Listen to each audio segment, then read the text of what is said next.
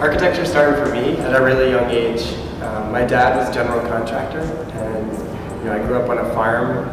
First architectural thing I did with my dad was my dad built our house when I was 5 years old. So I literally had a hammer in my hand and it's like making toys and stuff like that while he was actually building the house. And I remember the entire process of it. And for me, it always kind of inspired me to want to do that as a career. So I worked on my first house, which was my family house with my dad when I was 5. And when I was 9, my dad was working on one of our neighbors' houses, and he knew that I was always drawing and planning things. And so he said, is it possible for you to do the drawings for this house? And he even talked with the neighbor and was like, yeah, I'll get Miles to do it. Even though he's 9, I'm sure he could do it. So I ended up drawing the elevations for this barn, this 2-story barn. And I still have the drawings, but my dad built the barn exactly to spec, to the drawings. It was a really simple thing, and he kind of guided me. But it was the first time that I was like, wow, I think with my actions, I can actually, do things for real, even at a really young age. And ever since then, I've always, been into architecture and wanted to get involved. When I started working for my first firm when I was 14, I started learning AutoCAD and working on really simple projects in our hometown.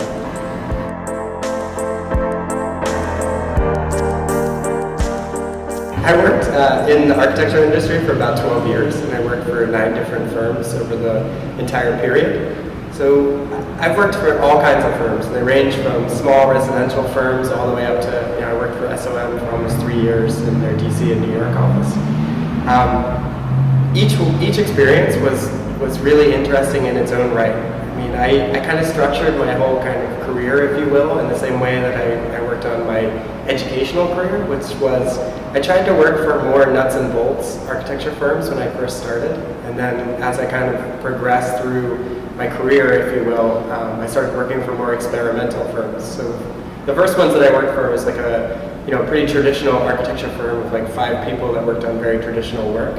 And then from there, I started working for a traditional kind of school architecture firm that was bigger in size. That was maybe like 60 or 70 people. It was Grimm & Parker Architects in just outside of Washington, D.C. when I was an undergrad. So both of those experiences really got me to understand, how architecture was actually built. What does it mean to actually construct architecture? What does it mean to, go out in the field and understand the architectural process? What does it mean to work with clients directly? These are kind of more nuts and bolts things. And then as the years progressed, I started working for more crazy firms, if you will. I mean, SOM is not necessarily the craziest, but we worked on really interesting office projects all across Europe, and we tried to push the envelope as far as possible. So when I was there, I was using my background in kind of method and construction and trying to push it even further. And we worked on some cool things. We worked on a project for Burr Street Elementary in Connecticut, where we built this entire elementary school that looks like Swiss cheese almost. And there was trees that were growing inside of the school itself. So when kids were in the library, they could walk out of one of the holes, if you will, and they could literally sit underneath the trees and kind of experience the outdoorness while they were at school.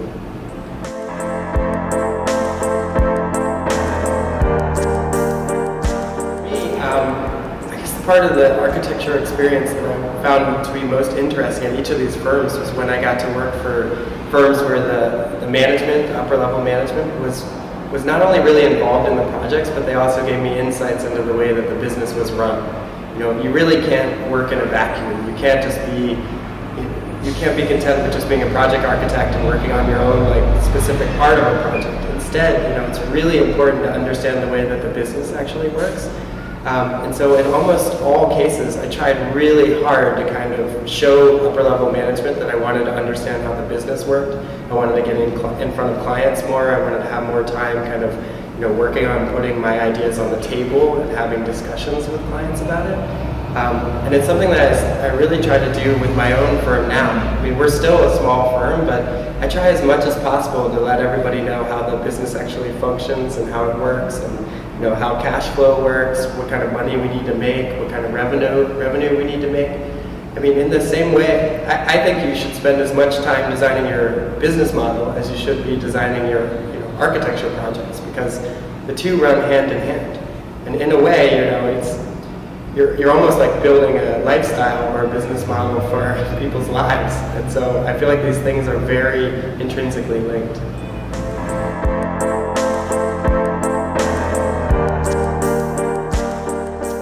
A little background on our office facade. So we've been working on building this new proprietary kind of product solution, if you will, for our office. So for us personally, you know, with our business model and our own agenda, what we wanted to do is make it possible for general public, people who aren't just surfing the web, the general public who are walking around outside in the real world, to be able to experience and learn about our office, and also kind of understand at a rudimentary level what interaction design could be in physical space. So we've been working on this proprietary product, which is actually right next to me, where we're working on developing this kind of two-story interactive facade system. So we use it right now. Every night, the entire system automatically turns itself on, and then we've built this scheduling system that plays different media at different times throughout the night. And so over the past year and a half, we've been playing all kinds of content, ranging from our own kind of brand messaging to different kind of movies to a lot of interactive features. So one of the features that's working right now that has been pretty fun and we've gotten a lot of good feedback on is you have the ability, any user has the ability to leave messages on our screen for each other and just kind of talk with our brand directly. So you can write at Variant Labs in any one of your messages, and you could, we have a moderation engine that scrubs all of the kind of bad words and stuff out of all of that. But it's a way for people to be able to start talking with our brand. So people can walk by and be like, whoa, I love this video that I saw. Maybe I want to start talking with you about a new project. They could leave a message like that, or they could even almost publicly advertise themselves. So a lot of people come by and they're like, wow, check out my website. I do amazing anything. I do amazing web design, or I do amazing crocheting, or whatever. They leave lots of messages for the general Los Angeles community. But with our facade system, it's really like a testing tool. It's a product that we can definitely see in the future of retail stores. But for us, it's a way for us to test our ideas at a one-to-one scale. So yes, we have kind of Twitter functionality, but we've also experimented with using gesture to control the entire facade.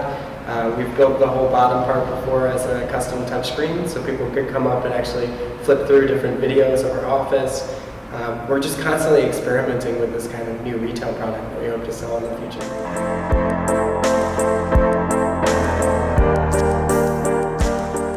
So our interactive facade solution is this product that we want to sell in different retail environments. And we think that what it's going to enable is a new way for brands and retail to actually connect with their audience at many different levels. So for us, we feel like this retail facade is a great way to be able to kind of take all of your web content and bring that content directly to physical space. So you can imagine at night, you could take all of your real world web content, all your videos, imaging, images, all your peer reviews, all that kind of stuff, and actually put it on your facade. So just imagine the possibilities. If you were to walk up to T-Mobile, for example, or some telecom at night, you'd be able to actually access your account via their facade, and you could pay your bills through the actual window. Another solution would be imagine if you're walking down Robertson Boulevard and you're walking by Chanel or WSC or any of these companies out there, and they were to actually take images of their clothes and actually project them onto you in real time. So it's a way for you to almost even see how the clothes would look on your body before you even go into the store. It's an entirely new way to be able to kind of engage your audience as they're kind of casually walking by, or as a destination for them to come in kind of off hours. You could imagine that this technology could even transcend facades and transcend this kind of exterior building medium and come into the store as well. So in the same way of taking web content and making it accessible at night to people outside, just imagine if we take this technologies and put it inside of an interactive table in a wine bar, for example. You could make it so that people could learn about the entire inventory of the store. They could pull up peer reviews that are available on the website and in-store. They could also find out in real time what everyone in the bar is drinking. So it's a new way for people to communicate with each other and explore the wine or the product that's in the store.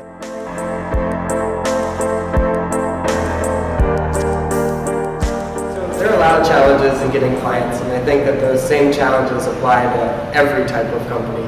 I mean, the first thing that I would say is that we didn't know what the right answer was when we first started. And so as the last year, as we progressed over the last year and a half of opening this office, we've been working on our message. We've been changing our message. We've been taking our message to new clients and trying it out and seeing if it's going to work.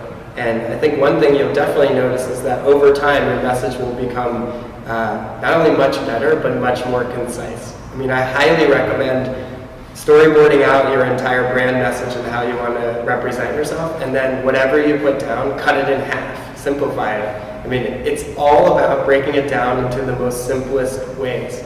And I would say kind of the short answer of it is the companies that I think that are the most successful, if you look on their website, you'll see that you could summarize their entire design philosophy or their entire business model by 1, 2, or 3 words.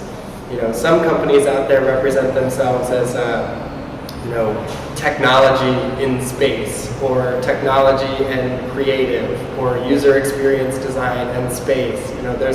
It's all about kind of picking the very specific message that you want to have. I mean, for us, one of the difficulties that we've had is that we've worked on all different types of media, ranging from traditional media to like concept cars to digital signage for big brands, and video games. I mean, you name it, we've worked on it. But the thing is that when we start telling our clients that we're capable of working on all those different things, they get really confused. And they're like, well, how are you a specialist if you've worked on so many different things? And then I always say, well, new media is the future of media is building media that is cross-platform. It's about tying all these things together. And they're still like, I don't get it. And so I think it's really important that you try to simplify your message as much as possible and make it so that you can really relate to them on their level. So one of the things that we've found that works pretty well is that we've tried to simplify our message into one kind of slogan or one kind of statement, which is excite, connect, and engage. And rather than talking about our company as a technology company, yeah, we build a lot of technology, but it's really about how we engage users. It's always been about how we engage users. And so instead of saying, we're capable of doing all these things, it's really like, what can we do for you? How can we, target your audience? How can we excite them and get them really interested in, our product or our experience? How can we connect with them? How can we create new ways to kind of personalize the experience and make sure that all the content in the experience appeals directly to them? And then the last is engage. So how can we actually get audience feedback from them? How can we create a dialogue with them? How can we use technology and space as a way as a kind of catalyst for people to become more and more engaged with their actual brands? And so when you start talking about that in that way, you really do differentiate yourselves from other companies that are just like, technology design or integrating interaction into space. It's way more specialized.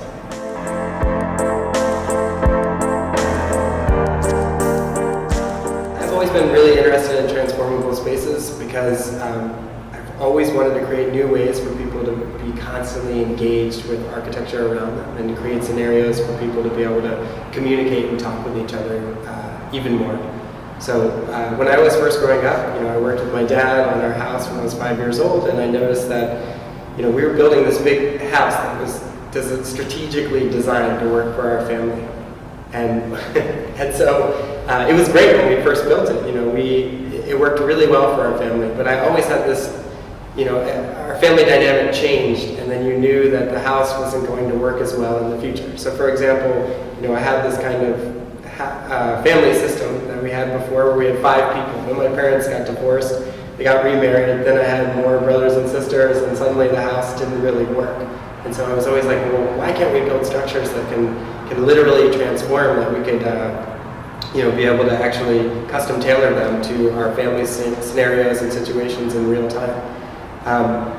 So I worked for many years on this problem from a physical perspective. I worked on kind of building transformable architecture. I worked on building a loft in New York where all the walls were built like sailboats and you could move them around and kind of hook them into each other and build these different kind of physical environments. But I found that when you did that, what actually was happening is that people weren't really manipulating them in the way that I thought that they would. Instead, they were kind of adapting to the actual spaces themselves. And so what I was interested in is, kind of pushing this even further. And so about 5 years ago, I started getting into robotics and user interface design as a means to be able to build transformable architecture. You know, can we put sensors and computers and other types of kind of smart hardware inside of these systems so that you can actually create a real-world dialogue with people inside of spaces?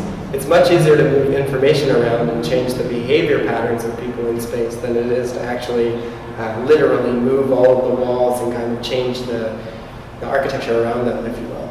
So, you know, now we're building a kind of new modern solution to transformable architecture.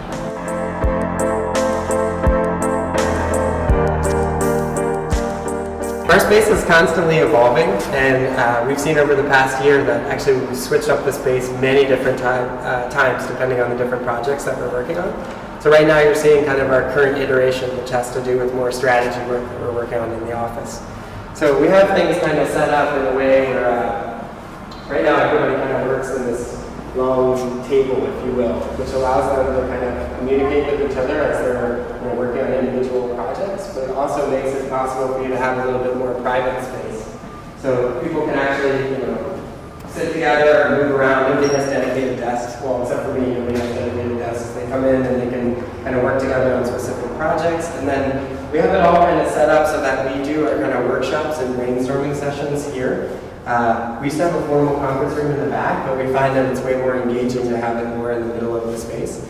So we have big working sessions here, probably twice a week. We have big brainstorming sessions on our projects, and we really use our 24 feet of whiteboard space.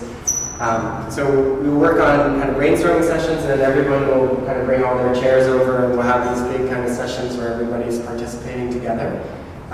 This is kind of more or less the user experience and strategy area, and we also, now we've converted it back into more of our production area where we actually do a lot of our fabrication and self-fabrication. So if you just come back with me. So one of the things that we do a lot of here is we do a lot of one-to-one scale prototyping. We don't have a full wood shop. I wish we did, but we don't. We have this kind of more or less clean environment. So we do a lot of our testing here by building a lot of one-to-one prototypes.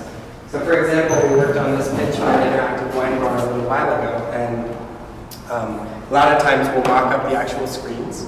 So yes, information and interface is super important, and we'll go back and we'll actually design those things later on. But when we're actually trying things out, we'll build prototypes of the actual screens, and then we'll start to set them up in a way. For example, a couple movable tables and stuff. We'll set things up in a way where we can actually prototype our ideas out one-to-one. So for example, for this, these are Microsoft Surface tables, the new 2.0 tables. And so what we worked on was, what does it mean to use these tables in this configuration versus turning them in a different configuration? What does it mean, how much space will people actually have in the interfaces? What does it mean when somebody's right next to you? How much space do you really need for the user experience, the experience itself? We get to test a lot of things at one-to-one scale. So we do a lot of that. These are a bunch of other screens that we worked on for another project, kind of testing them out, understanding the AV requirements, stuff like that. And then once we kind of move beyond these kind of clean prototypes, if you will, we do even more one-to-one scale prototyping on our facade. So right now, it's the daytime and the whole facade system is turned off. But we have this huge screen, which literally is our entire facade, which is 15 feet, well, I think it's almost 15 feet tall and 18 feet wide. And so we have built this whole system here where we have LED projectors, and they're all hooked up to this kind of scheduling system that we built in the past. And we have an LED projector down here and an LED projector up there. And we've built this whole interface where we can take all of our designs and actually run them through our system, and we can show them at full size. So for example, if we're working on a new retail facade or a new interactive exhibit or even like a car prototype, we can take those things one-to-one, actually project them up onto the screen, and then use them, walk them out in a real sense of the word and actually try them out. So a lot of times we'll have 5 or 6 staff members up there, and we'll all be kind of working on a project at the same time, and we'll try, what does it feel like when we're all interacting with this thing at the same time? It's a great way to test our ideas.